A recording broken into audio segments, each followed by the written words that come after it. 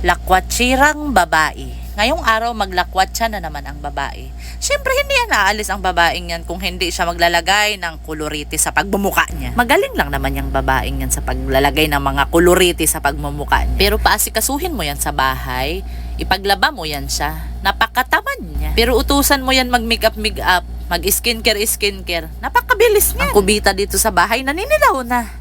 Pero ang nguso niya pulang-pula. Pati ang pisngi niya, wala talagang kahihiyan. Kung may pupunta dito sa bahay, hindi siya mahihiya na ipasiar niya ang tao na nanlilimahid ang CR, na may nakasabit na pante. Yang alahas-alahas na sinusuot niya, ako na lang ang maaawa sa manghuldap sa kanya. Kay walang mapapala, hindi man yan masasanla. Mahilig magsuot-suot sa mga aksesoris. Burara naman hindi ililigpit. Walang katahimikan talaga sa bahay tong babaeng to kahit masama ang panahon. Kahit mabagyuhin tayo, hindi talaga niya mapigilan ang pagkalakwatsira niya. Isasama pa ang mga bata sa mga kalukuhan. Sus, Dorinel, pa ganyan-ganyan ka sa itsura mo. Ako na lang ang mahihiya sa'yo. Maganda tignan. Pero papuntahin mo ang mga tao sa bahay. Mahihiya ka talaga. Tignan mo ang ginagawa sa anak, oh.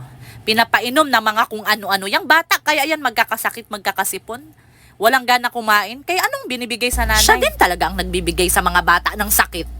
Kaya alam naman na hindi pa yan kumakain ng bata, paiinumin ng mga shake-shake na yan. Isa pa rin tong asawa sa babae, na nagkukonsinti sa asawa niya, na imbis mapagsabihan, natatakot sumusunod sa asawa niya. Malamang itong si Ricardo, ginayuma to ni Dorinel.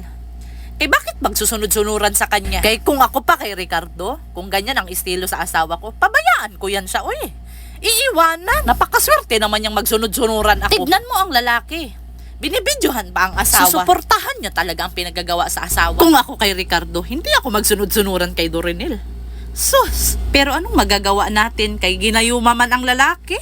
Ay, wala tayong magagawa kapag gayuma ang umipik. Kaya siguro bihira lang maglalaban ng panty ang babae kay ginagamit niya yan pang gayuma sa asawa niya. Hindi talaga mahihiya ang babae, oh.